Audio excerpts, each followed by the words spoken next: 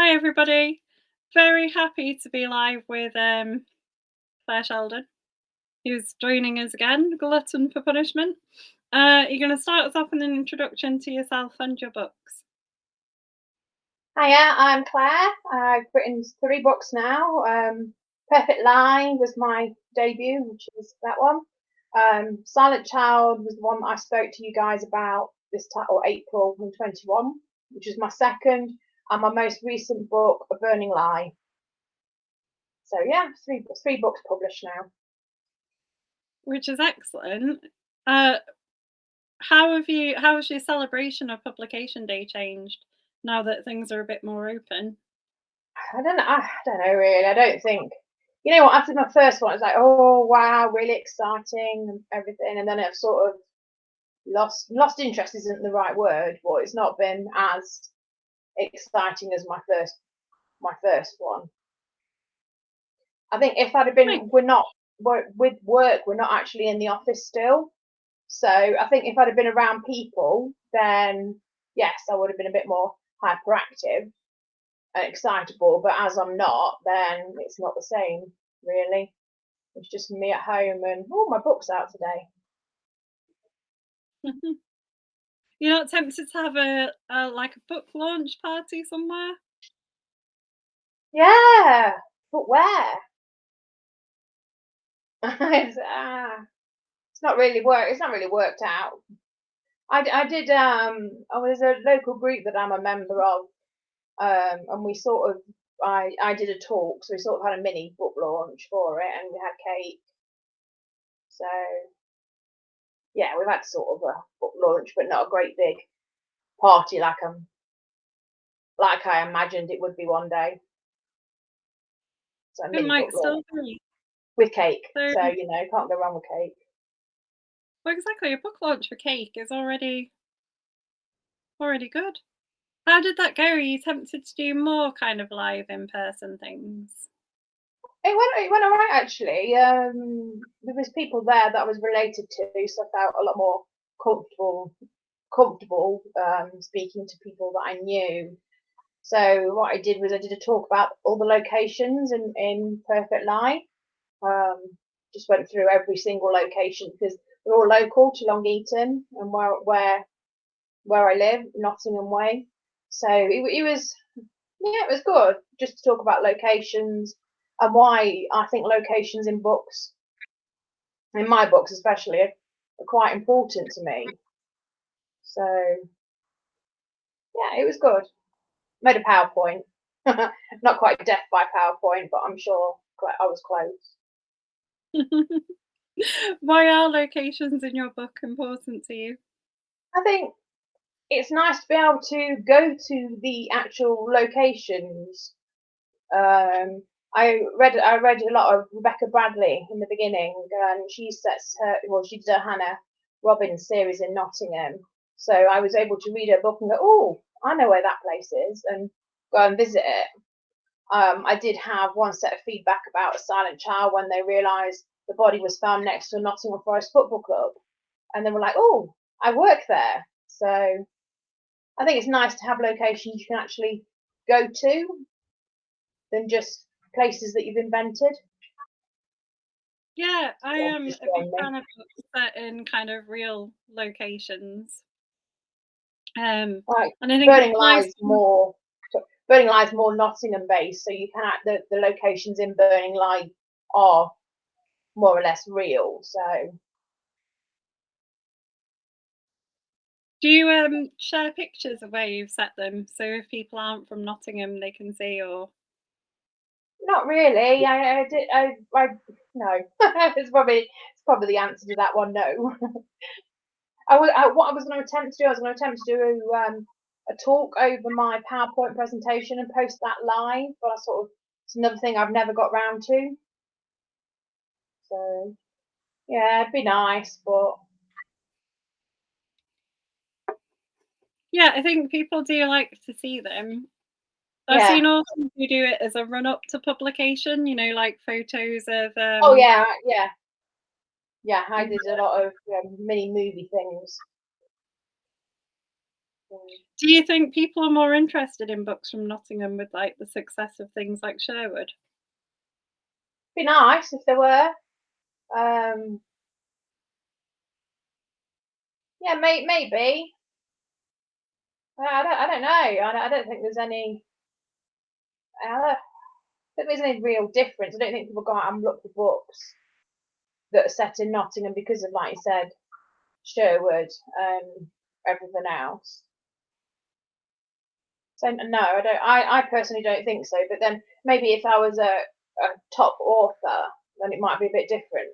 But as I'm just small fry and indie, then I don't think people go out and buy my books because of Nottingham.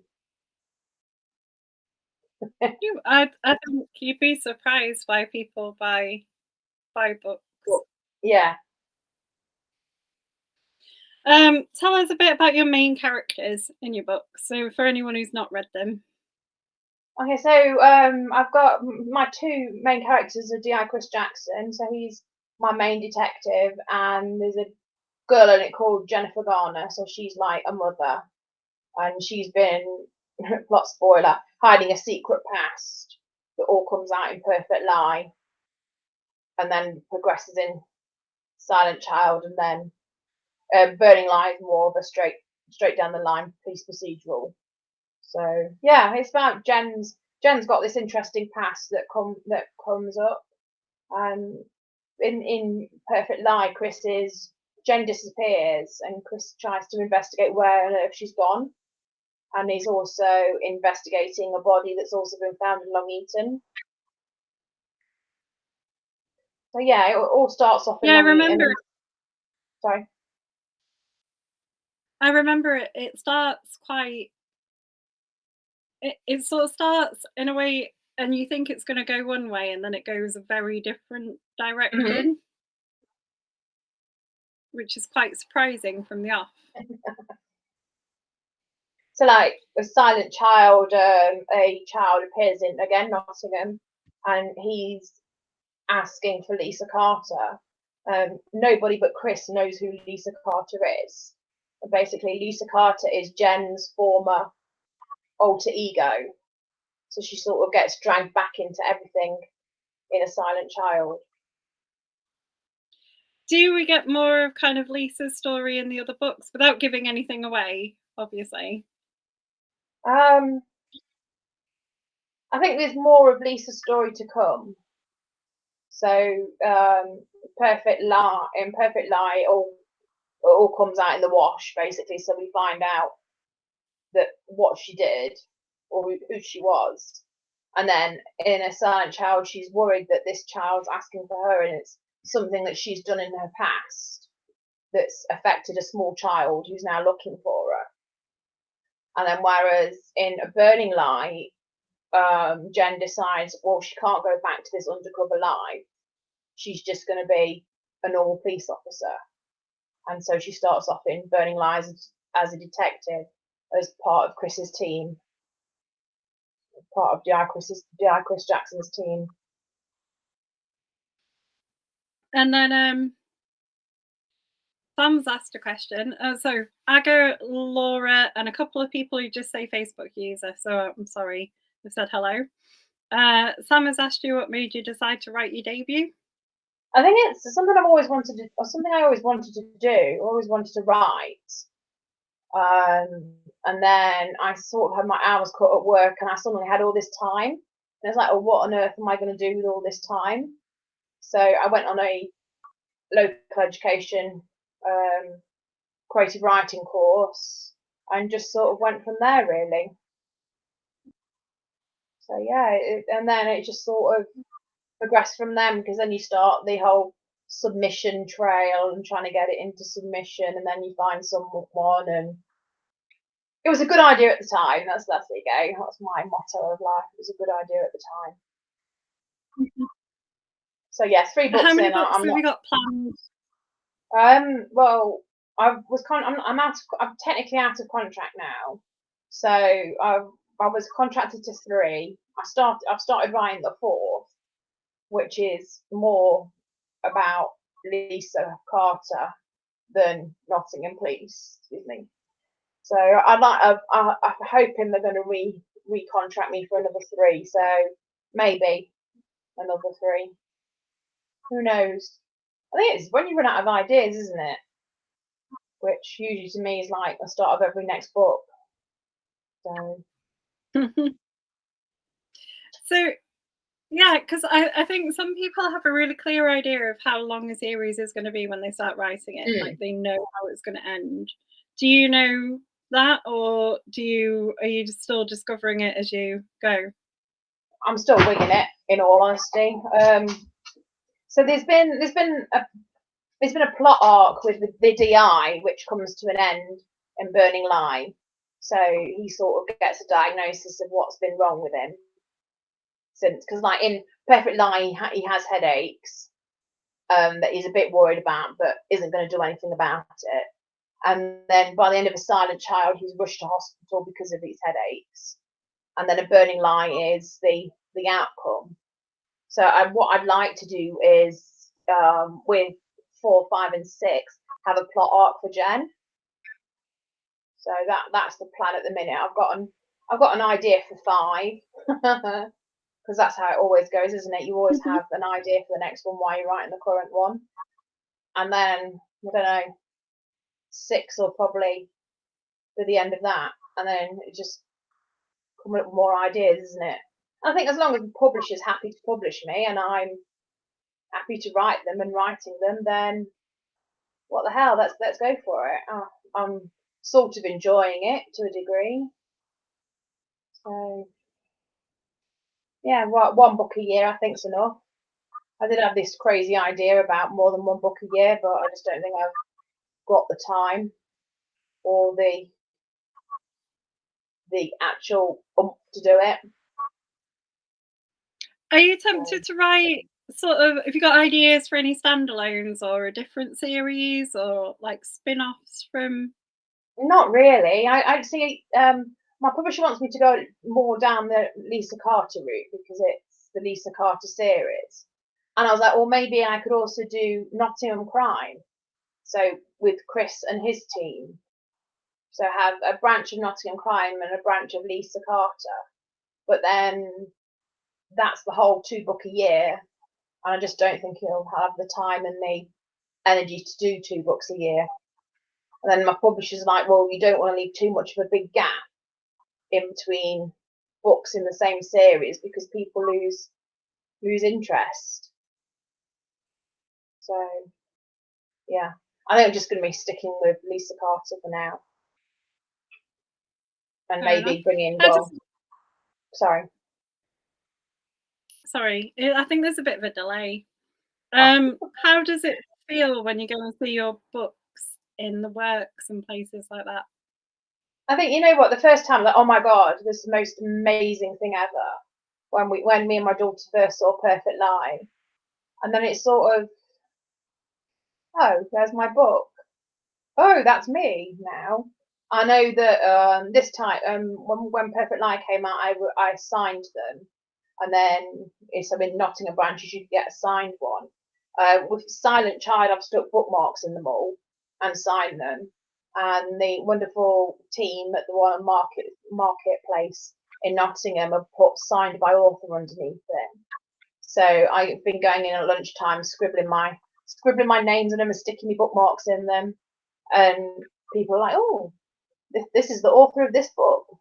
We should buy it." She's there. She is signing it now. So I don't know. It's sort of like, and I was sort of been thinking about it. Like, if I'd gone with a different publisher, would I be experiencing what I am now with having my books in the works? So it's getting your book out there, isn't it? And it's like summertime now, so they're in garden centres as well. So Yeah, I think a lot of people buy their books at the works. I think it's a good idea to sort of get them out there.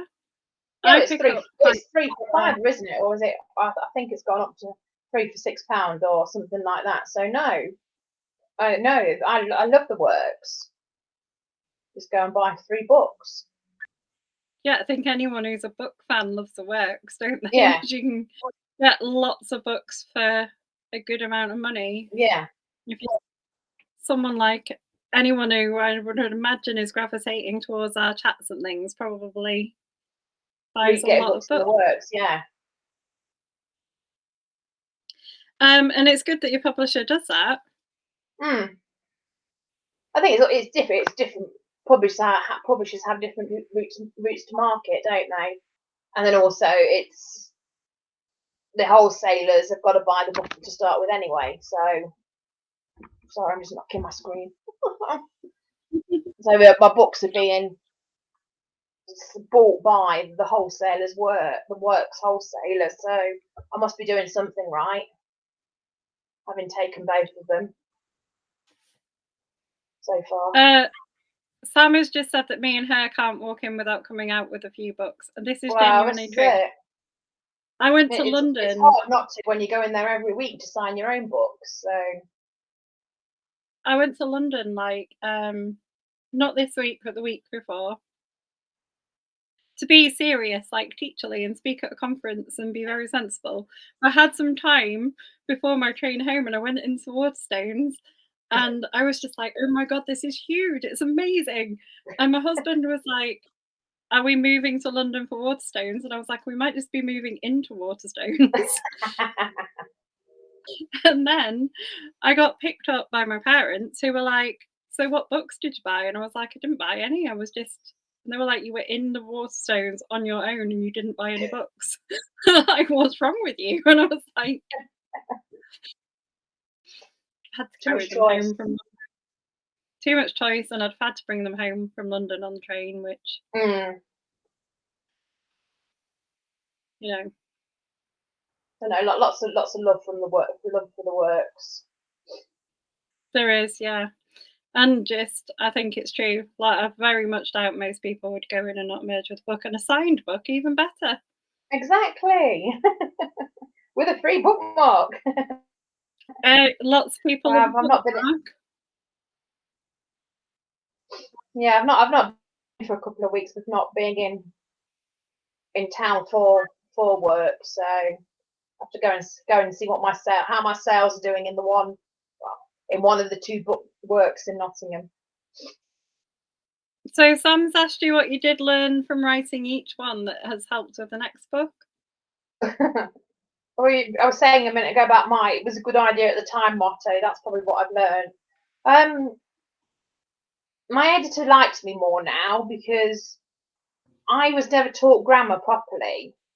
So I think she's had an uphill struggle with me with parts with these books just sheerly because of my grammar. So I said to her, look, teach me. I'm willing to learn.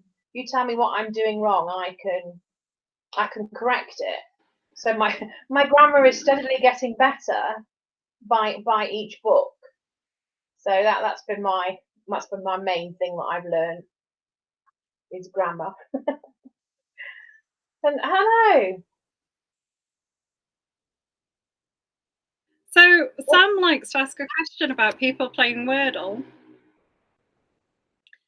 Um, are you into Wordle? I know you like games. I've never actually played Wordle, to be honest. I know my husband came home one day and had it on his phone and he was like, "Oh, look at this." I was like, "Nah, I'm not that interested in Wordle."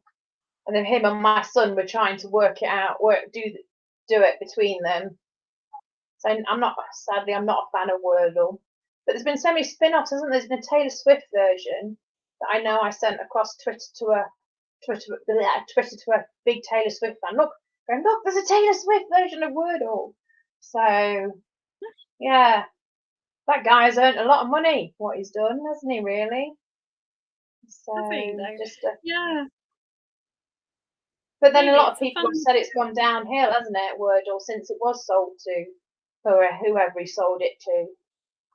And The I New don't York. know. It doesn't seem to be as many people posting on social media about it anymore either. I've noticed. So no, I've never given Wordle a go, and I'm also not a very good speller. Hey, so I'd probably never get anywhere with it.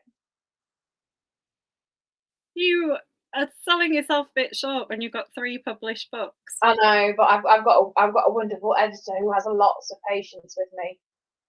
So spell check is my friend. We've talked about it before, but how much influence have you had on the covers? Because 'Cause they're quite different. I'm looking at them Yeah, behind you, and The Silent Child is very different from A Perfect Lie. yeah. Um, the covers are chosen by basically Ruby Fiction's readers. So I was presented with 3 different covers, and then it actually goes out to a vote through a pool from a pool of readers of Ruby Fiction. So I don't really get any say. I just get to say which one I like, and then I have to see which way the voting goes. I know that they've been trying to stick with it with the whole lie thing. With it was going to be a silent lie for the third one, but they couldn't get the cover to fit, so it ended up being a burning lie. So I think all my books might start having the word lie in them. So no, Fair enough. I think out of the 3 that I was presented with, I think for all 3 of them, the best covers were chosen. The covers that I would have gone for were chosen.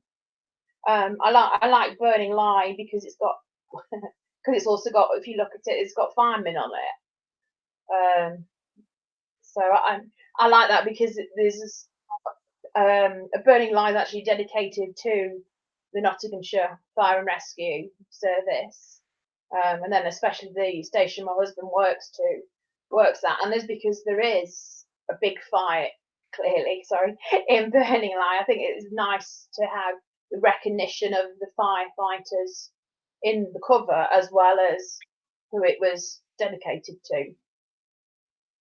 That's very true. One of our admins used to work with the Nottinghamshire Fire. Hmm. So, Yes, I think she was on um, last time, wasn't she? Because she knows Ted, so like everybody else. Sam has said that your it was a good idea at the time motto is something she should have tattooed somewhere. Someone called Yeah, Alex Sheldon is commenting. Do you know Alex Sheldon? I do know Alex. Yes, I'm guessing that's the one that's not spelt very well, Alex. Yeah. Yeah. Was it fun writing these books? To a degree, yes. Um, his dad, my husband, doesn't think so. With because I was constantly asking questions with a burning lie. It does say in the back of Burning Lie that my husband asked me to write my next book about insurance fraud, so we didn't have to constantly have questions asked of him and about fires and fire investigation and could this possibly happen. So yeah, loads of fun. It must have been nice having that expertise on tap though, because there's some Yeah, people who would find it a lot harder to do that research. well, yeah, well, this is it. He's always been there to answer my questions, and again, back to Ted's, he's always been there to answer my questions. But I know when I was doing my edits, it was easier to ask Andrew because he was like sat next to me than someone that I can't get a response out of immediately, if you know what I mean. So I know at the beginning of when I was writing Burning Lie, I was kept saying to him, "Oh, this is going to happen." He'd go, "That doesn't happen. That won't happen in a real fire." And I'm like, "But I needed to. How can we make it happen in a real fire?" So yeah, discussing ideas with them and being told that doesn't happen in real life. But we got there. Sam has asked you if there's a favourite thing you learned from him while you were researching. I don't know really. There's a great line that he wrote in it. Go on, tell us it's a great about line. about chain of command. I was struggling about getting the right wording in about the chain of command between one venue and another where the fire actually happened.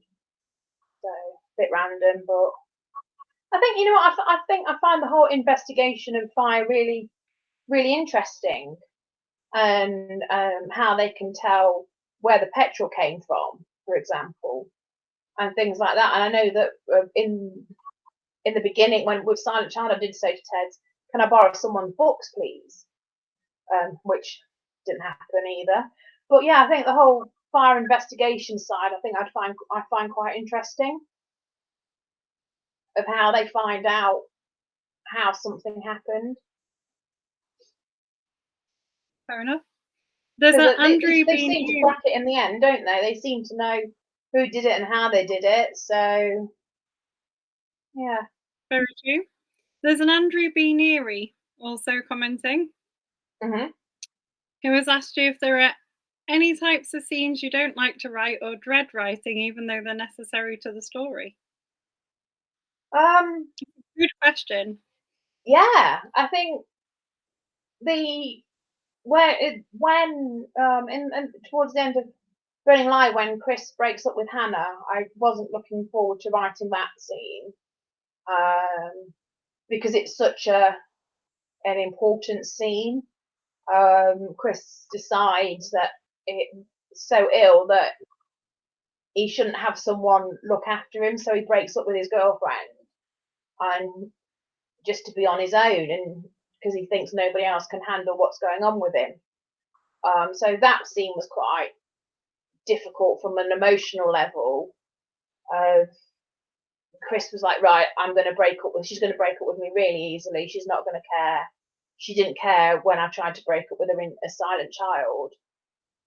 But now Hannah, Chris's girlfriend's got more emotionally attached to Chris, and he can't just sweep her under the carpet and walk away. So that was a very emotional scene to write, which was quite difficult.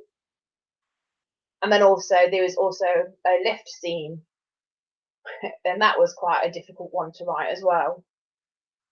When I don't know, Jen and Chris get trapped in the lift, basically.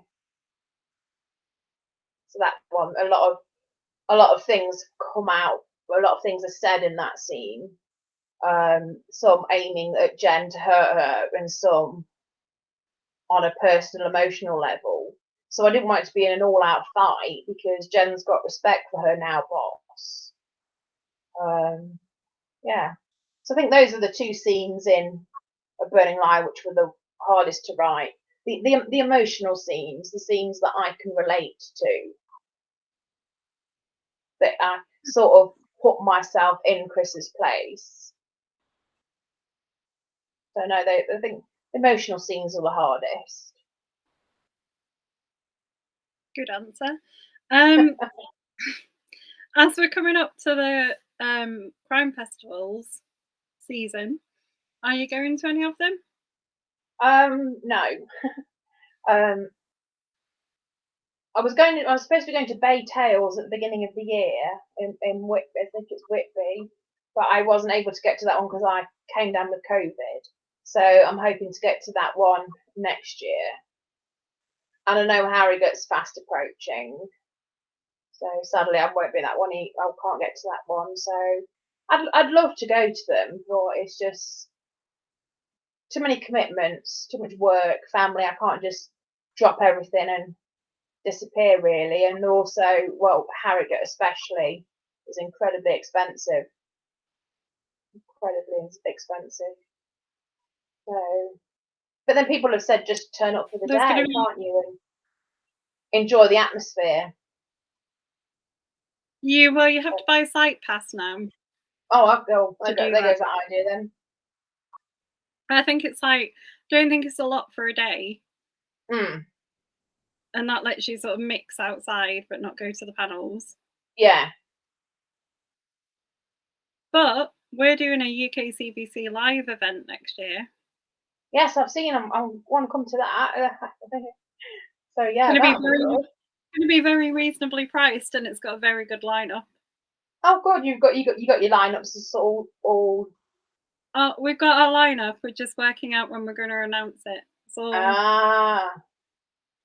yes, I did see that. That's the one I'd like. See, they're all next year, aren't they? So that's one I'd like to come to, purely because of doing the chats with you guys. And David very kindly sent me a bag for my birthday, so Yeah. And then also He's a good. the groups also acknowledged in the back of Burning Lie as well about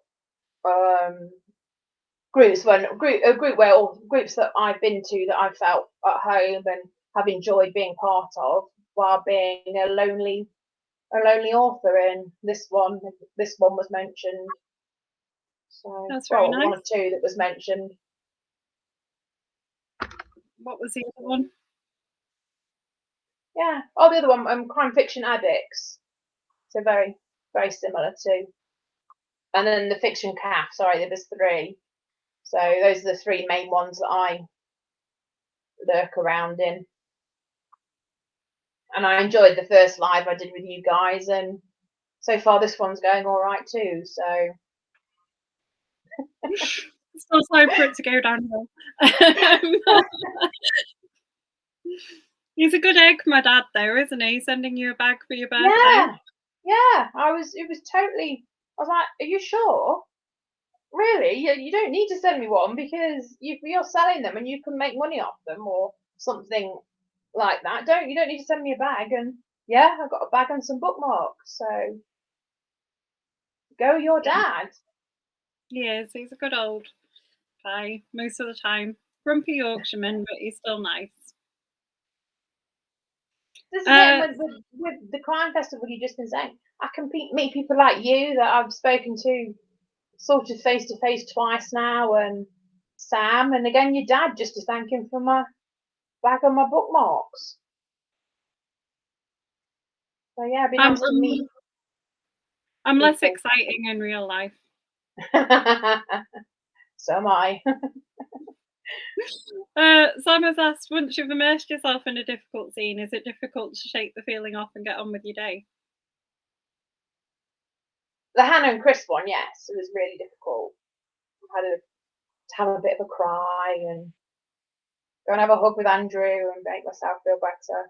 But I cry at films, so once I get emotionally invested, I cry at books as well. So once I get emotionally invested in anything, I sob for hours. So yeah. See, I'm not a big crier at films. I do sometimes. But you never Anything with a happy ending, I'm a sucker for. And it's like my husband got my daughter into Stranger Things, and then I was crying at the end of those as well. So I'm a bit of a yeah, cry at most things. And then it just becomes then it's just quiet. Everyone just laughs at me then because I'm crying at stupid things. What have been your favourite reads of the year so far?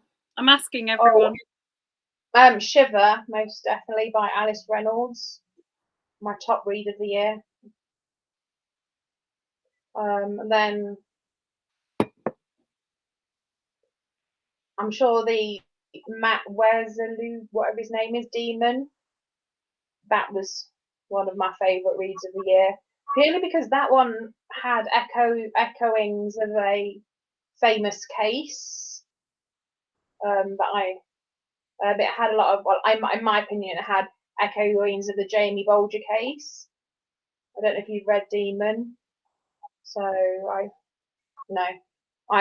enjoy it. That's one of my top reads of the year. And Shiver, I just couldn't put down. It was one of those books that just like, I need to know what happens next. I need to know what happens next. So yeah, Demon and Shiver are probably my top reads of this year. Mine's still Lessons in Chemistry. All right, yeah. I had that problem, couldn't put it down. It's amazing. I'm a bit of a science nerd though, so it might be partly why I liked it, but it is really, really good. Yes, I recommend Demon. Someone's got it to read. Yes. Wonder who that is. Shall we look up who said it? Well, it's not my son, so it's probably the other. It's nice having your son watching though. This might be him. If you could do one thing to your book, what would it be? Well, I think everyone wants TV and film rights, don't they? Really. So I've got they're all in audio and they're all in print. So purely because I'm very influenced by the bill and um, spooks. Uh, with all three of them, I think I'd love TV rights, but that's a pipe dream for most authors. Have you kind of cast it in your head? Do you know who Oh, your oh actor? yeah. Oh yeah, definitely. But then I think, well, all the actors and actresses are probably too old by the time we get round to it. So, what Di Chris Jackson's Danny Pinto used to be in Law and Order, SUV, and he was in he's in one of the he's on in the Sons of Anarchy spin-off as well. So, I always said Jen would be Liza Dushka, so she was Faith in Buffy, the Vampire Slayer. So, oh no, I've got everybody cast.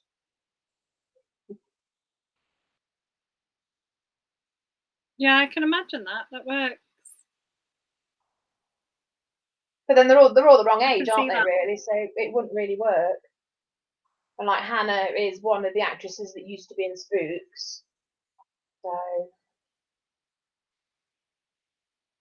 yeah, I think you Do have to. I you think get everybody has them cast, don't they? Really, you know. But then do it's see? really hard because you want to leave it up to the reader to decide who these people are. But then in your head, you've got them hook, line, and sinker of who they are. So, do you have like when you do the audiobooks, do you get a say in who reads them? If you pick someone with like a No, Nottingham accent, I don't know what that is, but since the first one, and a lovely lady called Helen Keeley did the first one. I've kind of requested her ever since. So I don't think I'd have a say, but I always ask for Helen because I think it's a bit silly if so all of a sudden someone else is reading Burning Light compared to who's read it, who's read the other two, purely because of how they interpret and how they speak the cast's voices.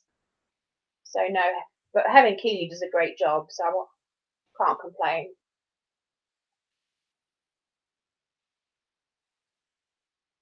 does she get the accent right? Yes, this is it. People have said, does she? People have asked me, does she get the Nottingham accent right? I don't know because I don't know what the Nottingham accent sounds like. So yeah, hopefully she does. Though I have had a couple of laughs at a couple of her accents of things, but yeah. Ah, so Laura's asked if you could meet one of your characters for a drink or a meal. Who would it be and why? I think I'd like to meet Max because purely because of how much I used to enjoy watching Spooks.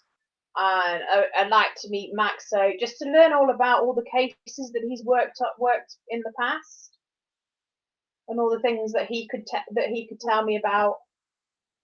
Yeah, just all the cases and all his past and where he's come from. So yeah, purely on a sort of Spooks kind of level, because Max used to head the undercover department that Jen used to work for. So yeah. I'm going to pronounce this wrong, but Kerry Westaway Williams has said as Yes. being part of creative that Cogs in Long Eaton supported your writing in any way. Yeah, then Creators was the group that I spoke as part of when A Burning Lie was released. So they're a great group of people actually. We're all based locally. Kerry's one of them, of course. So I think it's just been a great support network as well. It's just like another level of people cheering you on. and they're actually proper cheering you on. They're keen for you to progress, and they're interested in their face-to-face feedback as well. So no, I'm really glad that I joined the team at Creative at Cogs.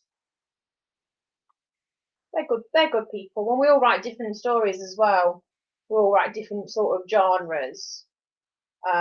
Kerry's is very horror.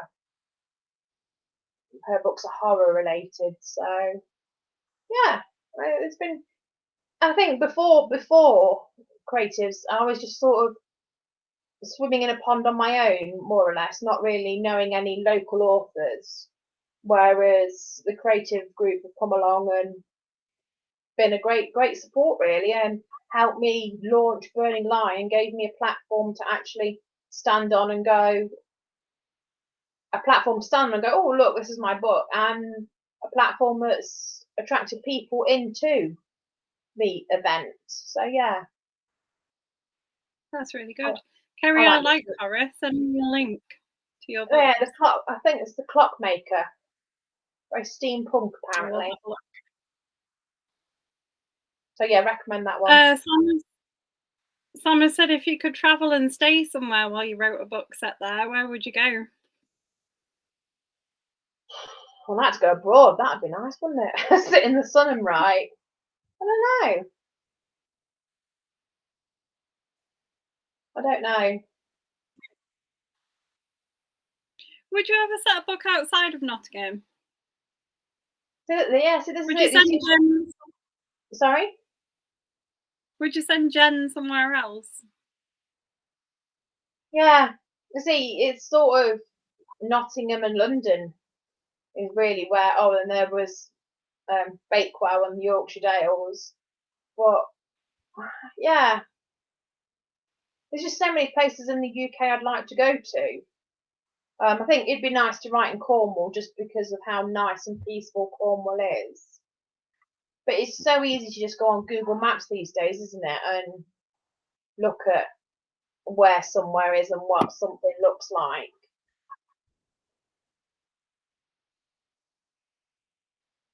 Yeah, Google has been a big help to authors, hasn't it? So one of our new group favourite questions, and you may not have been asked this one when you came on before. I'm not asking you to ask before. Is have you ever acted out a scene from one of your books? No. No, I don't think so. No, never. You know what? I went to a gig recently, a long-awaited gig. I'd waited 2 years for, and so Burning Light, a music venue's blown up. So the explosive they use lets off a citrus smell. So you know what? The first thing I did when I walked into that Jimmy Eat World gig was take a great big sniff just to check we're all right. Just to remind myself what gigs actually smell of, and they do smell of sweaty bodies still. But you know, if I'd have got that citrusy smell, I think I'd have had a right panic. So no. Stale beer often as well. Yeah. Yeah, and just sweat. But is that better than cigarette smoke? I remember gigs that used to just come out smelling for days of cigarette smoke. So. And you actually still get the odd smell of like a more herbal smoke. At the odd gig. Yeah, so I went with my little brother, and I was sort of like very big nose breaths just to check we weren't going to be blown up anytime soon. So. So there you go. Maybe that is classed as acting it out. Going into gigs and taking a great big sniff just to check. Yeah, we've had authors do all sorts, including like climbing and getting locked in a boot and things. Oh, I've heard that. Yeah, I've heard people say that. Yeah. No. It's like method writing, isn't it? Yeah. Which kind of don't really want crime authors to do. I know. I'll have to see if I can get myself trapped in a burning building, but no. Did you get to visit the fire station and things though while you were researching? um, not well. I've got pretty much access to Stapleford Fire Station. I want to say any time that I'd like. So no, not really. But I know. Yeah, I know. Well, I sort of know the fire station. I know where it is. I sort of know how it works. It's quite just following the firefighter humour group as well on Facebook, which is just totally random saying that. But I think if I wanted access to a fire station, I could pretty much roll up at Stapleford and have access.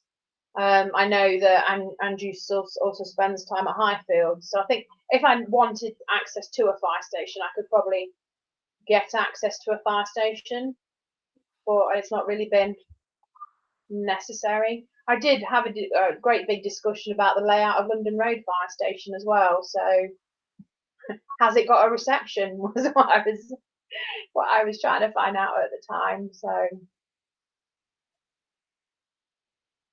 yeah.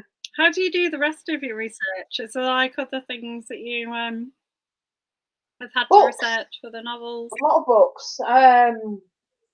Stephen Wade and Stuart Gibbon's a great source of information. And then the dog knocked on the floor my forensics guide for dummies. So I spent a lot of time looking at that one. So yeah, books and Kate the internet Benderlow mainly.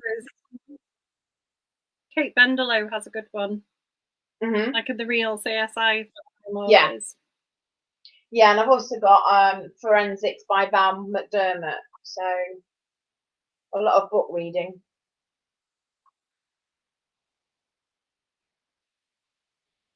That's Andrew again. Do any of the firemen ask to be in your books? Well, Ted's is in A Silent Child, but I changed his name to Teddington.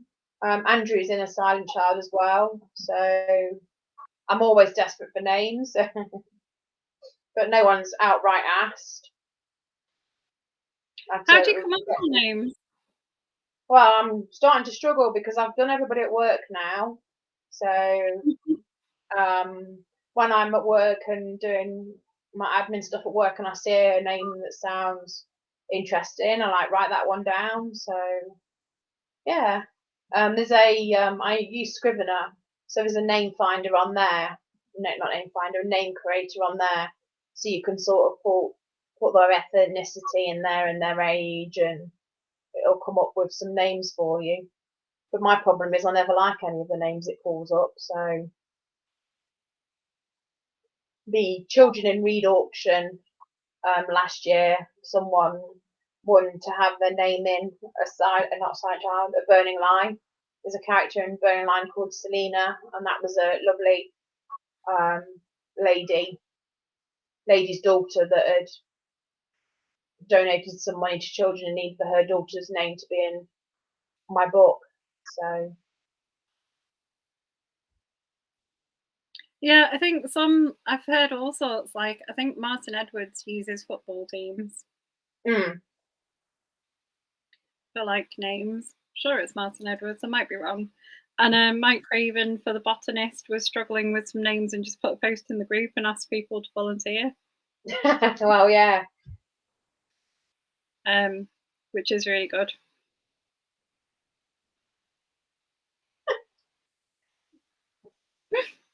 I think that's my son. No, that was Kerry again. Oh, was it Kerry about Stapleford Fire Station? Oh, no, they're good guys, they are. Who fab group to link up with. Mm. So have you gone and done any kind of bookstore events or anything? No, haven't had the opportunity. Well, other than signing books in the works, I haven't really done any other ones. I'd like to, but I don't really know if anyone would turn up. So I think people would turn up. Libraries are often good for author Yeah, talk. yeah. I've donated. Well, perfect. This is a copy of Perfect Lie. I've donated, and the audio. Silent Child. I've donated for Long Eaton Library. So no, I always take books in there for them. Libraries are very That's good. important places. They are, and I think they are an under sort of used thing for authors. A lot of local Yeah. libraries do author events Mm, yeah. and talks. I'm happy to invite you along. So it's worth having a look at. Yeah, I'm just trying to pluck up the courage to approach Long Eaton Library and say, "Can I come and talk to myself, please?" Talk to yourself. You've got 3 books out there. That's a I lot. know, I You've know, achieved a lot. I They're in the know. works. People are buying them. People are enjoying them. People are coming to your talk and asking you questions. So Yeah, must be doing you know, something. See, this is the weird thing. There seems to be such a disconnection between me sat here now and the person that's written these books. It sort of seems like when it's like you asked the question about seeing my books in the works, it doesn't feel like it's me. If you get me, probably not. That's just me rambling on now. so I get you. It's like it's not like I've used a different name either. I've used my actual name. I just sort of feel a disconnection with the actual physical product. I don't believe isn't probably the right word, but those words in the books don't feel like they've been written by me. But then is that because it's like I don't have to wait as long as some authors to get my books on the shelves or my books published? But I don't know, I wouldn't have imagined who'd have thought I could write an 82,000 word book and it be here. It's a bit, I don't know, but that's just me. Laura's saying that they've had a few authors pop into her library's crime bubble. Mhm. A lot of book groups quite like authors going to talk to them as well. Yeah. They read the book and then Well, this is it with the Copper Clogs group as well. It's like I'm actually part of the group now, so it's not just me rocking up and going, "Can I come and talk to you?" There's a group of us that can we all write different things, and we've all got very different personalities. Sam's asked you memorable moments so far as an author. Cover reveal for my first book, because that was when I knew it was definitely happening. It wasn't gonna fall apart. That was when I was actually running around telling everybody, "Oh my god, I've actually made publication. This is actually going to happen." So that was I think that's been my most memorable day so far of just the actual thrill and the excitement of actually getting there and then getting it out there. And maybe I just overdid it on the excitement for Perfect Lie, and it's just like I'm not going to top that again. I'm just not getting the excitement. Sam has said, do you write short stories? For a while, I was doing the Friday Fictioners 100 words prompt from a picture. I'd like to write short stories, but I just don't think I'm that. I need 82,000 words to get my point across. I don't think I could manage it in 2,000 words. Is probably the easiest answer to that one. So I don't think I'm disciplined. There you go. I don't think I'd be disciplined enough to write a short story. I think I ramble too much, which again, my editor will agree. Not very good at getting to the point. I don't know. I think you got to the point quite well in Perfect Lie. The short stories are a very definite thing. Some authors really hate writing them, and some really like them. Mm, The same with readers, isn't it? Like I love reading short stories, but they're not for everyone. Mm. Yeah. So we've got about 5 minutes left again. Hey, it's gone quick See? again. That's because you're so good at talking to us about your books. We'd be in like a one-woman cheer squad for you. Tell us a Thanks. bit about your books. Tell us how people could order a signed one maybe and get a spiffy bookmark.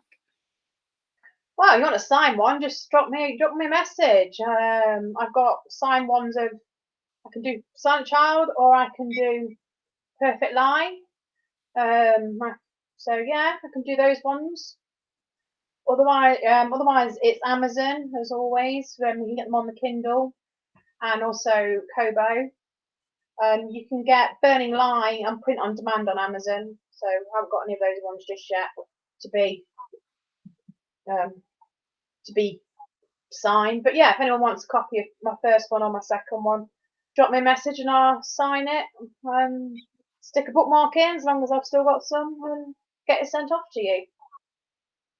And just remind people where they should start with the series if they've not started reading you yet. Preferably from the beginning. A lot of people say you don't necessarily need to read it from the beginning, but to understand a lot of the references that are made to Lisa Carter, you sort of need to know where it's all come from. And Yeah. so when the past is referenced in books, and when Chloe's mentioned, if you've read Perfect Lie, you know who Chloe is. And then the same with A Silent Child, when Mikkel gets mentioned in Burning Lie, you know who Mikkel is because you've met him in A Silent Child. So probably from the beginning, but you can still read them as standalones. And my sister-in-law, so I recently told me that Burning Lie isn't as panic as the other two. So Burning Lie is more of a straight down the line police procedural, whereas the other two are more of a panic, something's going to happen. Less stressful. I think there is quite a complex world going on in your books that are probably best read from the start. Just so that you get all the details. Yeah, well, this is it. I think it's the same with any series, isn't it? You need to know what has happened in the past to understand the references further down the line. Yeah. To really, truly sort of get gelled in with characters as well. But yeah, it's been an absolute pleasure. Lots of people are saying that they've loved hearing from you. Oh, good. And we Kerry didn't said mention Theme Hospital once, so we didn't have to time fill. We're good. we didn't, did we? We can mention it when we turn it off, because I've just gone back to playing it. We'll do another live about that some other time. Maybe, yeah. Or just like a random online chat. Mm. But yeah, thanks so much for joining All right, us. thank you very much. Thank you for everybody that's joined us, and my son and Kerry and everybody else. Alex, It's bedtime now, by the way.